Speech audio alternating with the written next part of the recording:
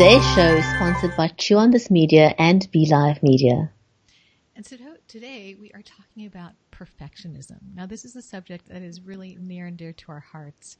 Brigetti and I, Angeline Longshore and Brigetti Limbonda, we both suffered from perfectionism.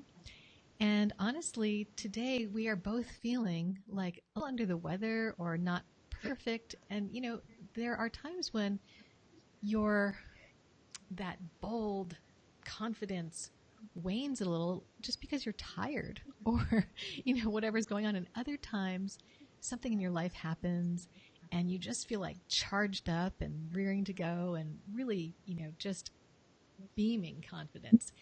And so I just want to let you know, this is a natural thing to go up and down with that feeling of feeling like really on and not so on. But the show must go on. And so when you're doing video, you can do that. You can just say, you know what, the show must go on. And it's really more about you than it is about us today and what we're doing. So that's where I come from. And today we're talking about perfectionism because I have found for my clients, 95% of them suffer from perfectionism. And that is what stops them from doing video or actually being the most effective in connecting with their audience and their viewers. And so if you want to be effective, which I know that you do, you want to get over this perfectionism, and it helps you to be natural.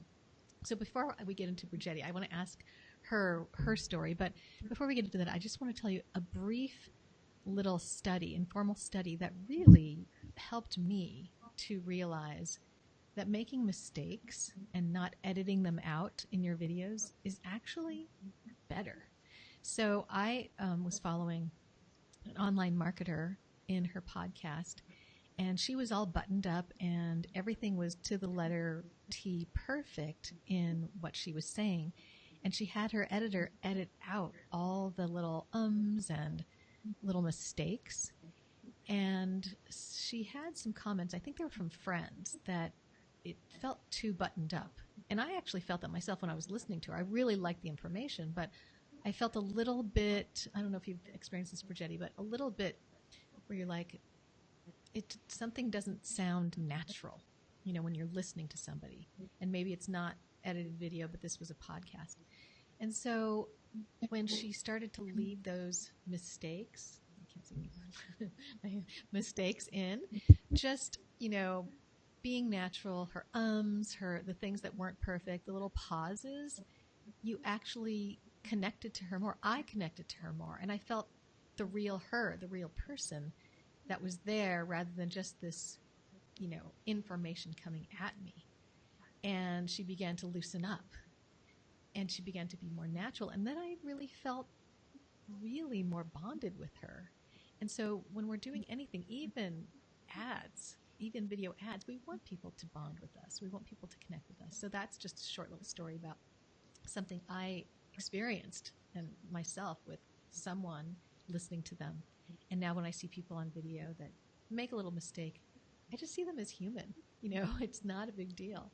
So I know Brigetti and I both had issues with perfectionism, and a year ago, you know, I connected with her and she was having a hard time getting on screen, pressing that record button. And so Brigetti, tell us what it was like for you, that feeling of needing to be perfect. I think, you know, we've all got that little bit of perfectionism in us. I know I certainly did.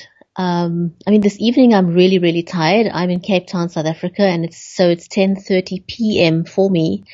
And I didn't sleep well last night because I have a chronic back pain issue, and I've been up since 4 a.m. So I'm looking a little bit weathered this evening.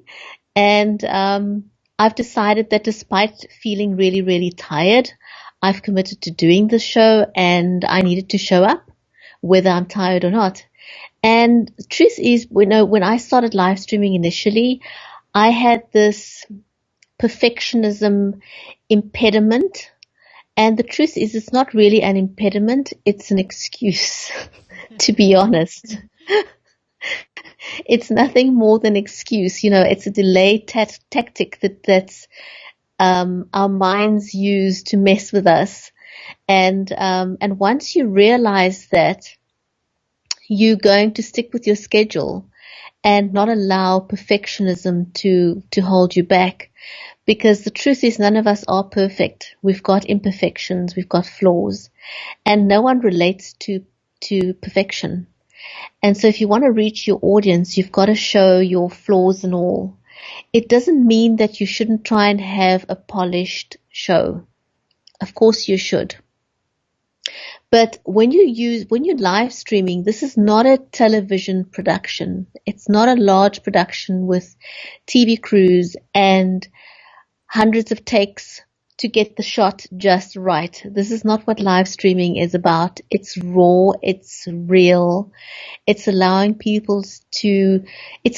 it's basically about pulling back the curtain, and allowing people to see who you genuinely are so that people can connect with you. Because people will buy from someone that they trust or do business with someone that they trust, or they would want to be coached by someone that they trust. And so live streaming allows you to pull back the curtain and show your audience exactly who you are, even if you're dead dog tired the way I am this evening. And to get over that bit of perfectionism that actually holds you back. That's so true.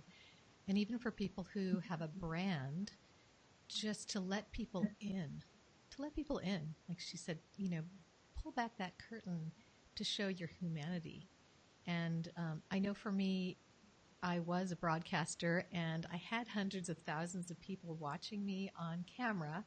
And I had that, holding on to that being perfect in my head.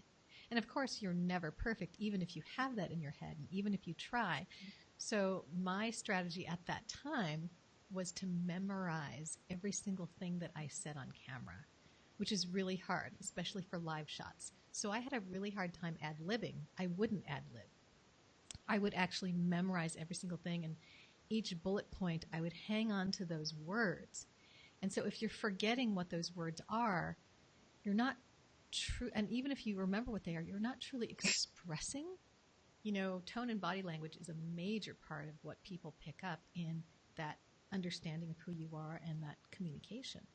And so if you're just saying words, which I was, and I said them perfectly, you're not really connecting. And so when I was able to just drop that, it really connected me to people. And finally, I could move people, and moving them emotionally, making them feel connected, and that trust that Brigetti talked about is what brought me clients, is what brought me people from a totally cold audience. If you don't know what that means, it's somebody that you don't even know but sees you online, either an ad or something that you're doing if it's a live stream. And I've bonded with Brigetti. I mean, we didn't know each other prior to that. And, just being able to drop that perfectionism, that exterior of like, I must say my word perfectly, and instead really just be and talk. And so I know that might be hard for some of you. It does take time. It does take other mindset issues you need to get over and other things you need to realize. And so we're going to be going through a lot of these things in these future shows that will help you to break it down, to finally get comfortable. Brigetti, there's probably a lot of things that you did. I don't know if there's anything you want to add to that, as far as that, getting over that perfection. For me, getting over the perfection was really just realizing that life is not perfect. I'm not perfect. I'm never going to attain to perfection. And because no one can relate to that, there is no point in chasing after something that's not relatable. And that was basically what helped me get over my perfectionism fetish. Fetish. I like that because it's really,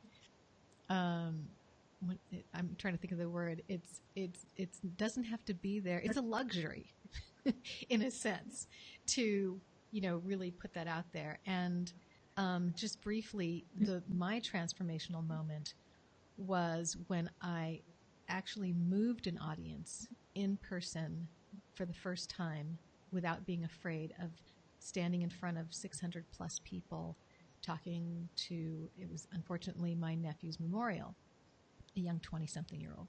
And so I realized at that point that it is connecting. It's not about having every single thing to a T perfect.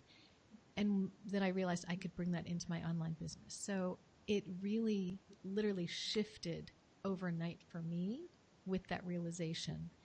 And so I hope that this show is helping you to realize that. And you could make that shift overnight if you realize that just being that real person that you are is so much more important than the perfect everything that you think you need to be, those excuses that stop us from actually pulling back the curtain to show this is who I am, being tired, Brigetti being tired and all, right? All of that. This is who we are. And so that's our show for today. We just wanted to give you that. This is a major lesson, but that's really the essence of it.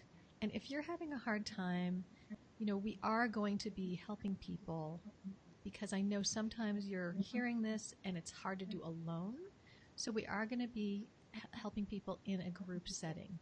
So just, we'll let you know about that when it happens and look forward to that. So you don't have to do this alone. It does take sometimes for people accountability and support. So that's what we're here Absolutely, for. I totally agree with that.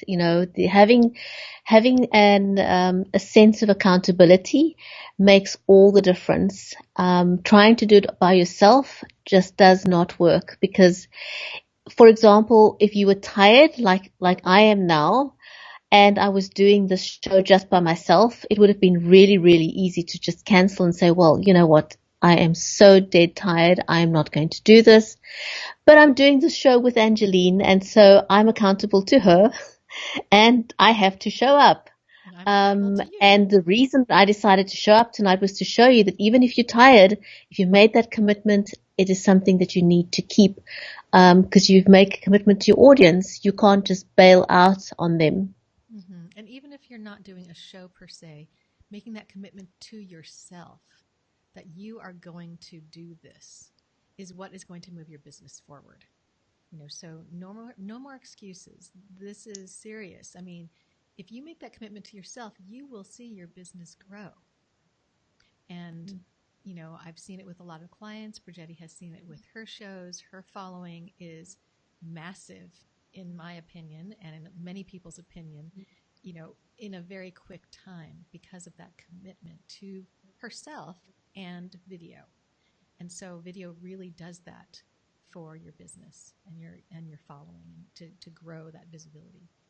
So anyway, Brigetti, thank you so much for being here and helping all of us today, even though you're tired. I really appreciate you being here. And so today, I mean, for the next show, we're not talking about perfection, but we do like to look our best. So we want to try to help with tips for looking good on camera. And it's not all about beauty. It's not all about, it's technical things that you can do so that you look your best, so that you feel your best. Because when you feel like you look your best, you do have more confidence on camera. Isn't that correct? Absolutely. Yes. So thank you so much for watching. We so appreciate you being here. Maybe, you're not an on day, but you're committed to your business. So we would love it if you would let other people know about this show who may need it, and share and like and comment. Let us know what it is that you need help with, and we can address that here too. So thanks so much. I'm Angeline Chu Longshore of Chu on This Media. And I'm Brigetti Limbanda from VideoSchool.LIVE Media in Cape Town. And we'll see you next time on Video School. Bye. Bye.